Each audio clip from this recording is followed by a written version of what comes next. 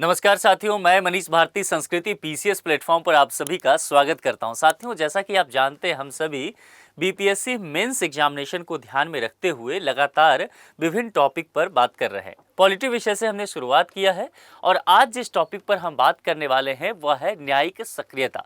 अब देखिए, न्यायिक सक्रियता पहले भी मेंस में पूछा जा चुका है, एक बेहद महत्वपूर्ण प्रश्न है। और जहां यहां पर शब्द पर अगर ध्यान देंगे, शाब्दिक अर्थ इसका समझने की कोशिश करेंगे, तो यहां पर दिखेगा आपको कि पहले कहा गया है न्यायिक और फिर सक्रियता, यानी कि जुडिशियरी की बात की गई है, न्यायपालिका की बात की गई है।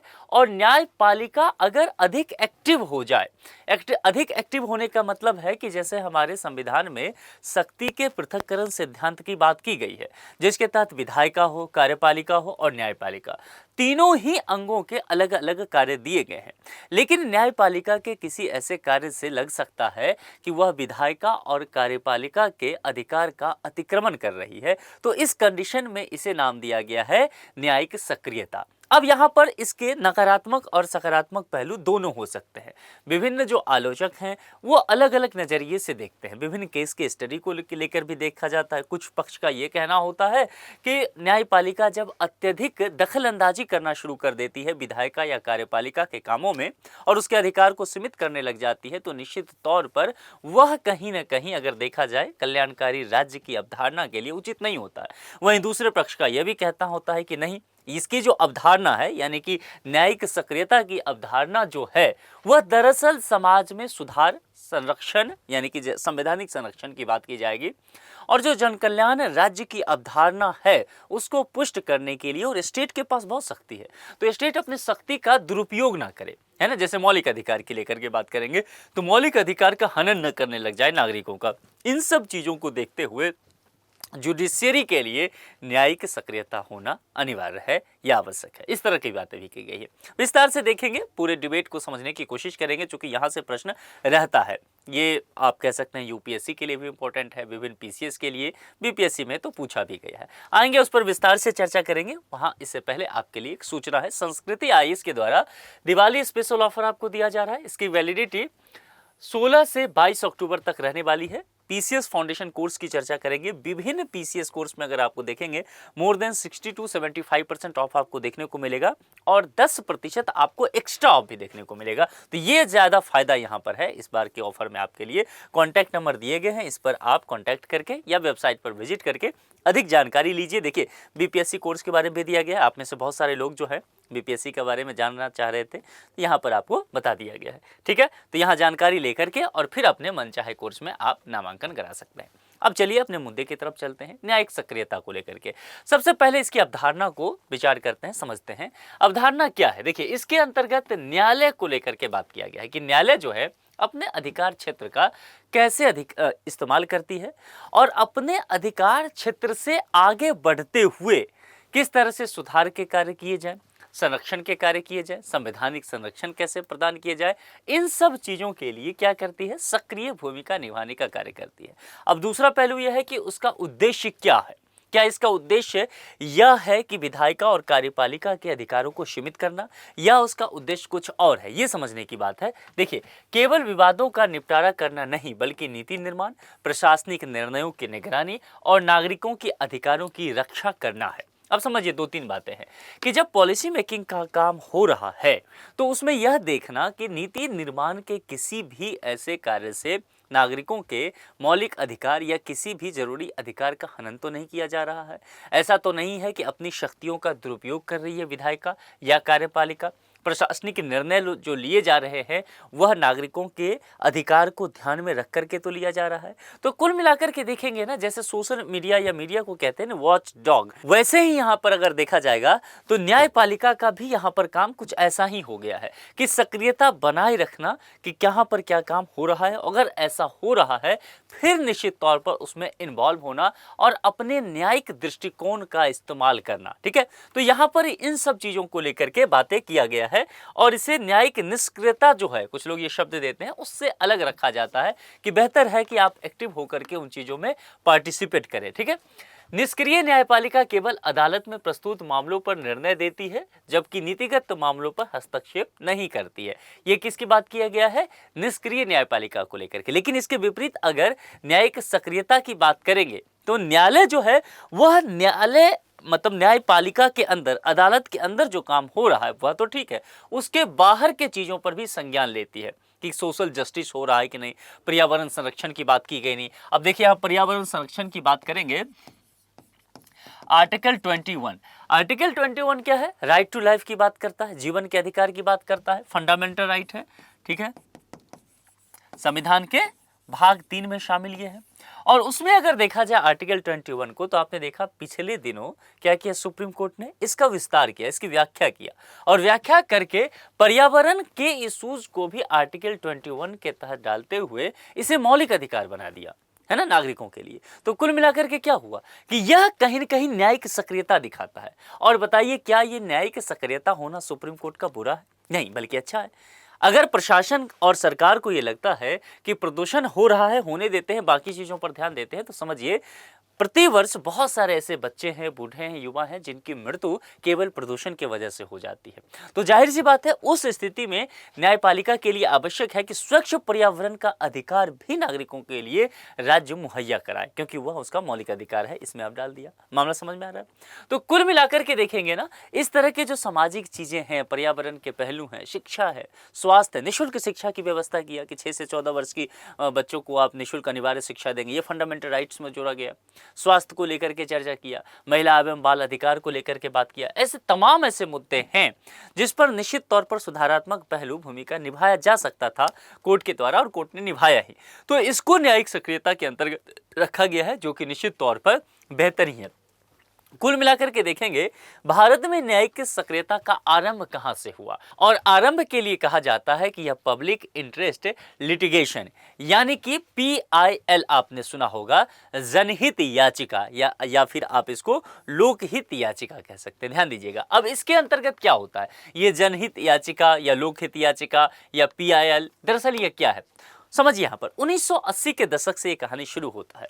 1980 के दशक में क्या होता है कि न्यायालय ने व्यापक रूप से PIL स्वीकार करना शुरू कर दिया। अब होता क्या है ना कि कई बार एक समझिए कि एक व्यक्ति को किसी तरह का प्रॉब्लम हुआ है, लेकिन उस व्यक्ति के पास मान लेते हैं ज्ञान भी नहीं है, दूसरा है कि विधि तक या विधि निर्माता तक या फिर विधि की वकालत करने वाले जो लॉयर होते हैं उन तक पहुंचने के लिए पैसे नहीं है, पहुंच नहीं है, पैरवी नहीं है ना, संसाधन नहीं है कोई मिलाकर के, तो वह व्यक्ति न्याय से वंचित रह जाता है। ठीक है, अब यहाँ पर PIL जब आता है, इसकी अवधारणा आया यानी कि जिसके साथ वो घटना हुआ है, जो विक्टिम है, उसके अलावा तीसरा पक्ष भी उस मुद्दा को लेकर के न्यायालय में जा सकता है।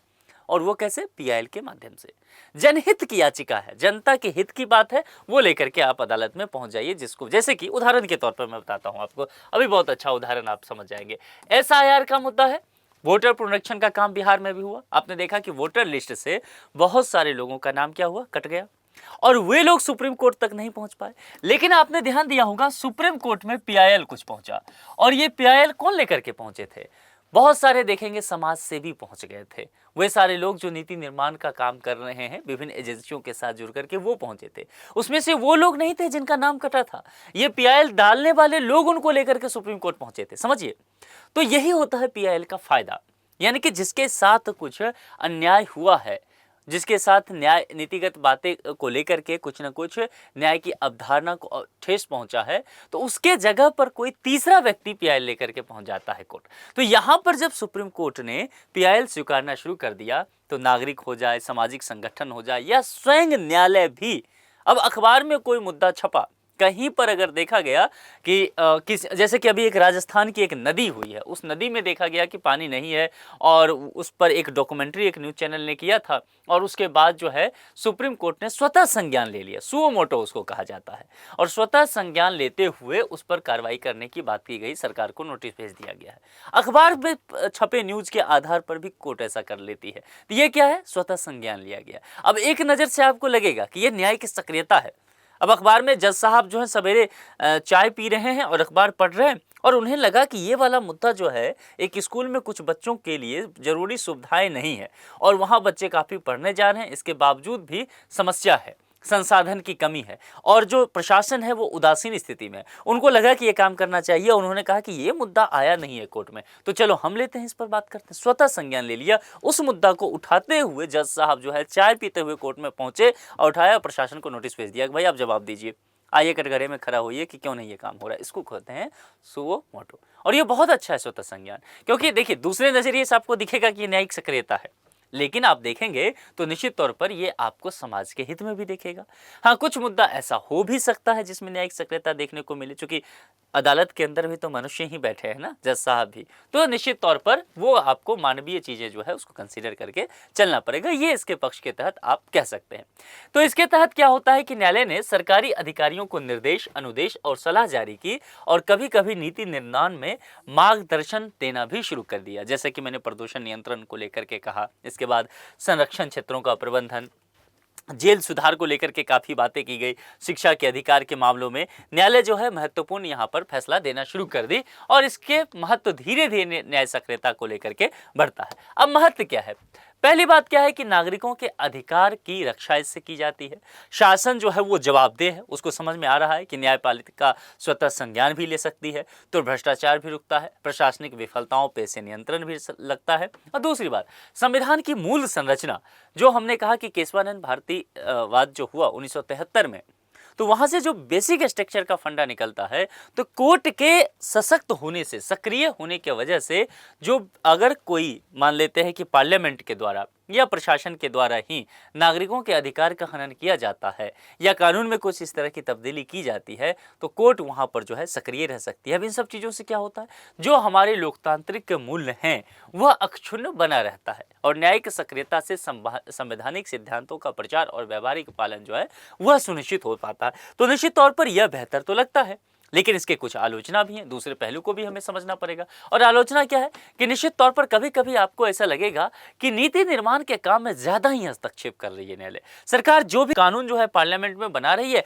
हर मामला जो है वो कोर्ट में पहुंच जा रहा है और इस वजह से सरकार जो है हमेशा उलझे रह जाती है, फिर जन कल्याण के कार्य को अंजाम ही नहीं दे पाती है। तो कुल मिला के क्या होगा, वो जो शक्ति के पृथक्करण सिद्धांत की बात की गई है उसका कहीं ना कहीं दुरुपयोग होने लग जाएगा, एक दूसरे के अधिकार क्षेत्र में प्रवेश करने लग जाएंगे और विधायिका और कार्यपालिका को ऐसा लगेगा कि यह पूरा स्थिति जो है असंतुलित हो गया है। तो कुछ मामलों में न्यायालय ऐसे मुद्दों पर निर्णय निश्चित तौर पर देता हुआ आपको नजर आएगा जिसमें राजनीतिक और प्रशासनिक क्षेत्र आते हैं और जिससे आपको लगेगा कि लोकतांत्रिक प्रक्रिया प्रभावी हो सकता है। जैसे कि एसआईआर के मुद्दा ही तो ले लीजिए ना, फिर से आपने सुना होगा कि जब एसआईआर का मुद्दा आया और इलेक्शन कमीशन को नोटिस भेजा गया, तो इलेक्शन कमीशन ने जब हलफनामा दायर किया था तो उसमें एक बात लिखा था इलेक्शन कमीशन ने और कहा गया था सुप्रीम कोर्ट से कि किसी भी हालत में इसको रोका ना जाए, आप इसकी कानूनी प्रक्रिया को जारी रखिए, हमें तारीख दीजिए, हम आएंगे, बात करेंगे, एक भी नागरिक इससे बाहर हो जाए तब बात करते हैं, लेकिन अगर आप इस प्रक्रिया को रोक देंगे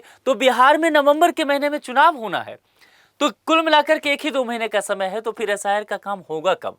तो ये क्या हुआ, अगर उस वक्त कोर्ट रिजिड हो ही जाता कि नहीं आपको रोकना होगा, फिर सुनवाई होगी, है ना, जब तक सुनवाई पूरी नहीं हो जाती तब तक एसआईआर आप कर नहीं सकते, तो आपको पता है क्या होता, लोकतंत्र के प्रक्रिया में एक निश्चित तौर पर एक विपदा की स्थिति उत्पन्न हो जाती, संवैधानिक संकट बिहार में आ जाता है ना ऐसा। तो ये समझ में आना चाहिए कि वह कभी कभी लोकतांत्रिक प्रक्रिया को प्रभावी भी कर सकता है। और न्यायिक सक्रियता के कारण एक और चीज हो सकता है दोस्तों, वह क्या हो सकता है कि अदालतों पर कार्यभार बढ़ जाता है, निर्णय में देरी हो जाती है, केसों का अंबार जो है ना ऐसे ही पड़ा हुआ है अदालतों में और इस मुद्दे से कहीं ना कहीं ध्यान भटकता हुआ चला जाता है। तो इस वजह से यह भी इसके एक आलोचना में रखा जाता है। लेकिन इसका कंक्लूजन क्या होना चाहिए, निष्कर्ष क्या होना चाहिए? अगर निष्कर्ष के तौर पर देखेंगे तो मैं निश्चित तौर पर पहले भी आपसे कहा कि सकारात्मक पहलू को लेकर के देखना चाहिए। भारतीय लोकतंत्र का एक सकारात्मक शक्ति है और इसे संतुलन करने को लेकर के बात किया जाए और एक महत्वपूर्ण चीज क्या है कि सीमित उपयोग किया जाए, हर मामले में उपयोग करेंगे और न्यायालय ही हर काम करने लग जाएगी तो फिर विधायिका और कार्यपालिका की जरूरत क्या रह जाएगा। तो ये होना चाहिए, यानी कि न्यायालय का काम केवल ये होना चाहिए कि विवाद निपटार करने के निकाय से बदल करके आप स्वतंत्र और संवैधानिक संरक्षण के तौर पर स्थापित तो हों अगर ये करना चाहते हैं, लेकिन इससे कहीं लोकतांत्रिक प्रक्रिया को ठेस ना पहुंचे, बस इतना ध्यान देना है। और न्यायिक सक्रियता के माध्यम से न्यायालय ने नागरिक अधिकारों की रक्षा ही की है, सामाजिक सुधार हुए हैं, शासन की जवाबदेही सुनिश्चित हुआ है, इन सब में निश्चित तौर पर महत्वपूर्ण योगदान दिया है। कुल मिलाकर के कुछ कमियां हैं, इससे इनकार नहीं किया जा सकता है, या कह सकते हैं कि कुछ कमियों की संभावना रहती है, लेकिन ज्यादातर मसले ऐसे देखे गए हैं जो बेहतर ही हुआ है। तो कहते हैं कि कुछ दाग अच्छे होते हैं, तो थोड़ा सा ये भी अच्छा है। तो न्यायिक सक्रियता जो है लोकतंत्र के लिए बेहतर ही है। बाकी आप लोग क्या सोचते हैं, कमेंट बॉक्स में लिख करके जरूर बताएं। जुड़ने के लिए आप सभी का बहुत बहुत शुक्रिया। Thank you so much.